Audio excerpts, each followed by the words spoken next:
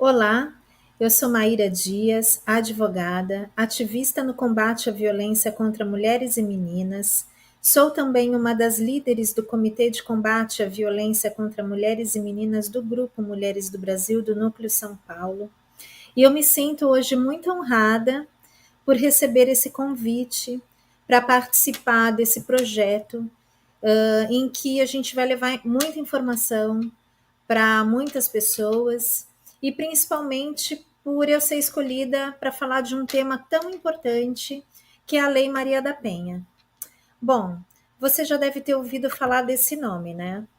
A Maria da Penha, ela é uma das maiores ativistas pelo direito das mulheres no nosso país. E sua história carrega um misto de tragédia, luta e inspiração, e também retrata a história de milhões de vítimas de machismo e da violência de gênero no nosso país. Bom, Maria da Penha Maia Fernandes é uma farmacêutica bioquímica formada pela Universidade Federal do Ceará e conheceu seu marido em 1974, enquanto cursava o mestrado na Universidade de São Paulo, a USP. O marido dela é Marco Antônio Herédia Viveiros, um homem colombiano que fazia sua pós-graduação em economia na mesma universidade e que marcou a vida da Maria da Penha de uma maneira muito trágica. Bom, eles casaram-se em 1976 e tiveram 3 filhas, mas antes do nascimento da terceira filha, as coisas já começaram a mudar.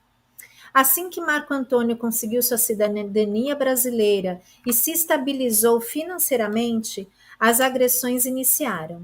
De educado, amável e solidário, passou a agir com intolerância, se exaltando com facilidade e demonstrando comportamentos explosivos não só com a esposa, mas também com as filhas. Com isso, a tensão, o medo e a violência passaram a fazer parte do dia da família, não só da Maria da Penha, mas de suas filhas também. Mas logo vinha o arrependimento e o comportamento carinhoso, configurando o que é hoje conhecido como ciclo da violência. Aliás, é bom darmos uma paradinha aqui e abrir um parênteses para explicar o que é o ciclo da violência. O ciclo da violência na verdade, a violência doméstica, ela se manifesta de diversas formas, não se resumindo somente à agressão física.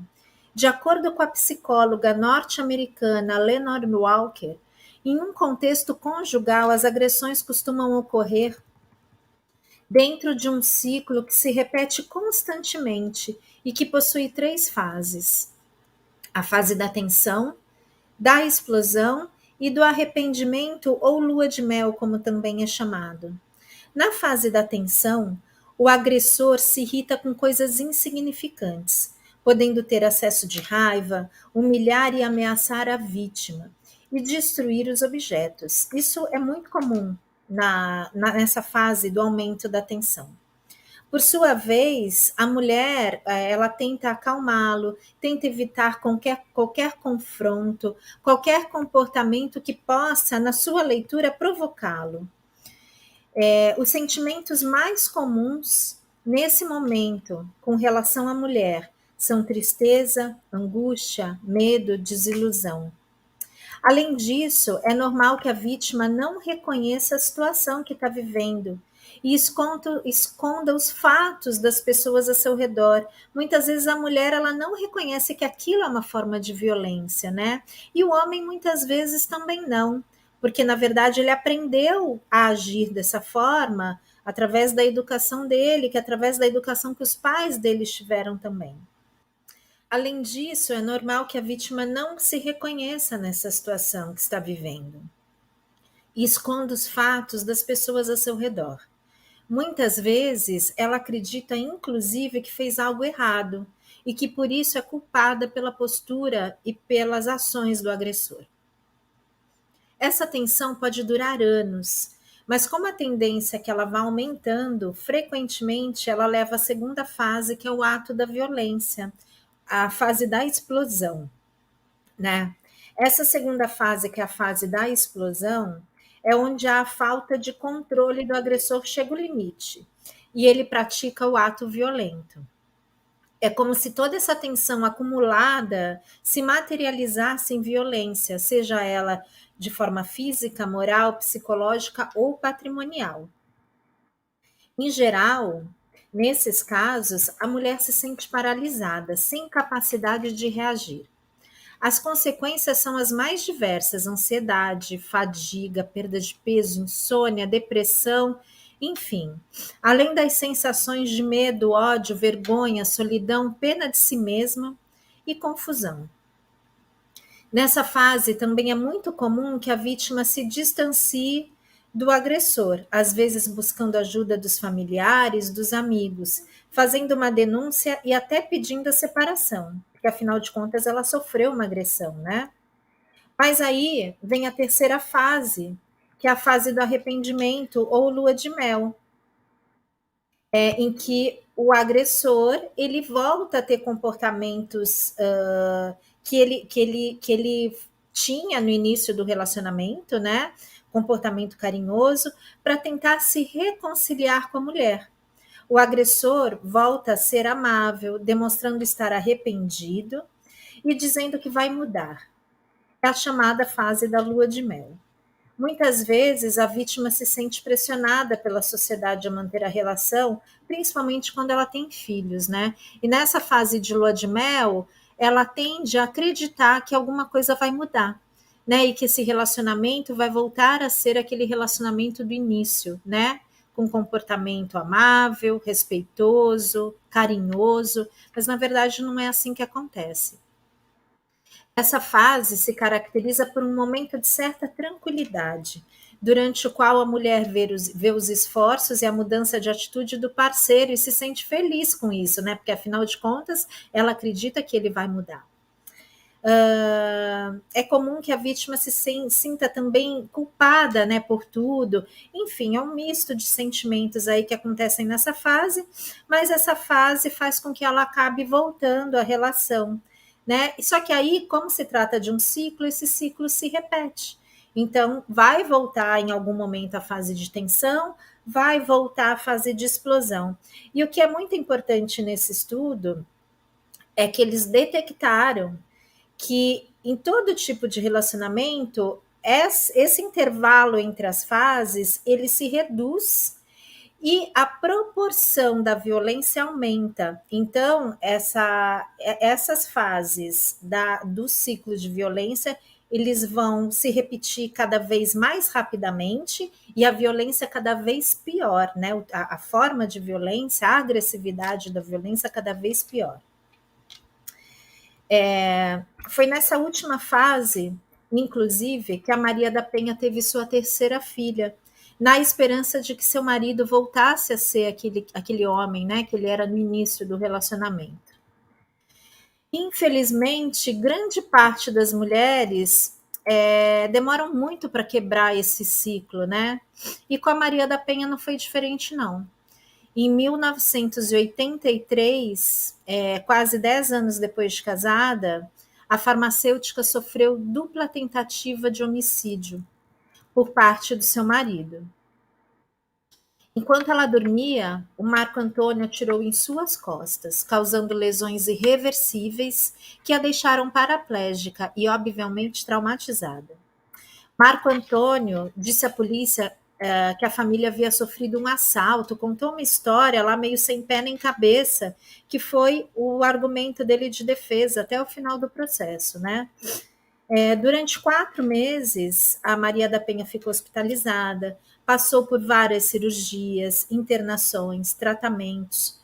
Quando voltou para casa, seu agressor ainda a recebeu com 15 dias de cárcere privado. E nesse período, ele tentou pela segunda vez matá-la. Ele tentou eletrocutá-la enquanto ela tomava banho. Com a ajuda da família e dos amigos, ela conseguiu sair da casa com apoio jurídico, eliminando inclusive a possibilidade de que sua saída configurasse abandono de lar, que naquela época era muito comum, e que ela corresse o risco de perder a guarda das filhas, né? Então houve um cuidado muito grande da família, dos amigos, para que eles conseguissem tirar ela do lar sem que ocasionasse a perda da guarda das filhas. Mesmo porque as filhas também sofriam violência, né?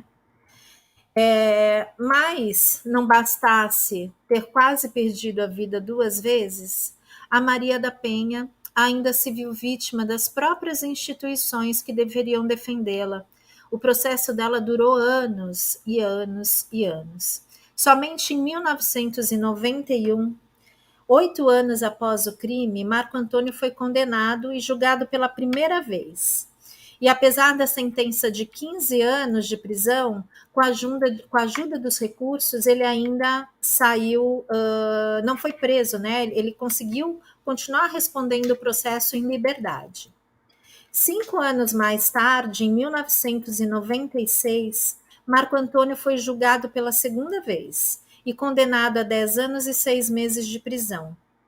Mas, devido às alegações de irregularidades processuais por parte de seus advogados, né, os advogados entraram com essas alegações de irregularidades processuais, a sentença novamente não foi cumprida.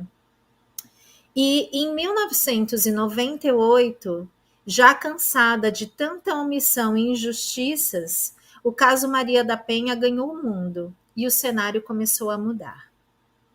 Maria da Penha teve o apoio do Centro para a Justiça e o Direito Internacional e do Comitê Latino-Americano do Caribe para a Defesa dos Direitos da Mulher, para denunciar a impunidade e o descaso do Poder Judiciário brasileiro para a Comissão Interamericana de Direitos Humanos da Organização dos Estados Americanos.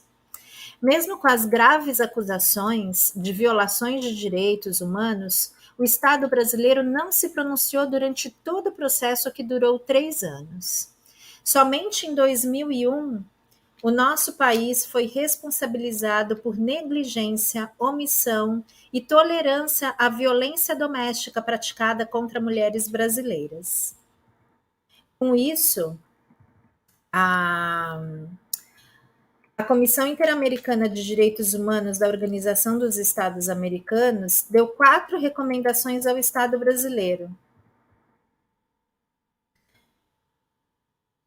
E essas recomendações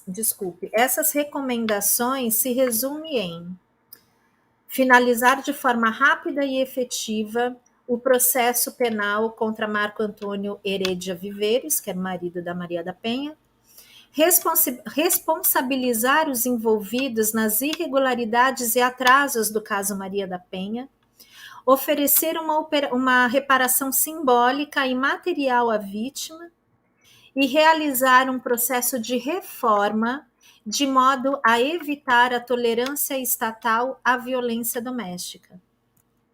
Com isso, ainda como as coisas não começavam a mudar da forma que eram necessárias, em 2002, diversas ativistas, entidades defensoras dos direitos humanos e das mulheres e juristas com especialidade no assunto formaram um consórcio de ONGs feministas com o objetivo de elaborar uma lei de combate à violência doméstica e familiar contra a mulher. E aí começa a surgir a Lei Maria da Penha. Depois de inúmeros debates e negociações com a sociedade e o Poder Legislativo e Executivo, o projeto de lei 4.559 de 2004 foi aprovado por unanimidade, tanto na Câmara dos Deputados quanto no Senado Federal. E, finalmente, em 7 de agosto de 2006, o então presidente Luiz Inácio Lula da Silva sancionou a Lei 11.340, batizada de Lei Maria da Penha, em homenagem a Maria da Penha e a sua luta. Com a implementação da Lei Maria da Penha, seus efeitos logo foram sentidos. Em 2008, o número de denúncias de violência doméstica de janeiro a junho mais que dobraram com relação ao ano anterior. Além disso, ampliou a conscientização sobre o assunto. E a lei também aumentou as penas dos agressores, prevendo também medidas pedagógicas e preventivas para sua reabilitação. Criou juizados específicos para casos de violência doméstica e familiar contra a mulher. Previu um sistema de assistência às vítimas com medidas protetivas, atendimento especializado e acolhimento. E por falar em conscientização, vale lembrar que a lei não se aplica somente aos casos em que há violência física. A Lei Maria da Penha prevê 5 tipos de violência. Além da violência física, há a violência psicológica, moral, sexual e patrimonial. Essas também são contempladas e devem ser denunciadas. Aliás, a violência psicológica desde 2021 foi incluída no Código Penal como crime, com pena de até 2 anos de reclusão. Olha quanta coisa a gente teve, né, de conquistas aí após a Lei Maria da Penha. Apesar da lei já estar completando quase 20 anos, agora em 2026 ela completa 20 anos, a realidade brasileira mostra que ela segue sendo fundamental para a garantia dos direitos das mulheres em situação de violência doméstica. O Brasil hoje ainda ocupa, segundo a ONU, Organização das Nações Unidas, o 5º lugar no ranking mundial de feminicídio. E a violência só aumenta a cada dia. A gente vê aí na mídia, né, nas redes sociais, tudo que é comentado sobre violência contra a mulher. Embora a luta contra a violência doméstica ainda esteja longe do fim, a gente ainda espera que ela seja erradicada em algum momento. É inspirador perceber como o movimento que fazemos pode mudar o rumo de uma sociedade inteira, como a Maria da Penha conseguiu com sua luta incansável. Transformou a realidade cruel, trazendo para nós uma lei que garante a proteção da mulher contra a violência doméstica e familiar. E mais, traz condições jurídicas e sociais para que a mulher se liberte do ciclo de violência. Bom, eu acho que eu concluí aqui as informações que eu precisava passar para vocês e eu agradeço imensamente. Muito obrigada.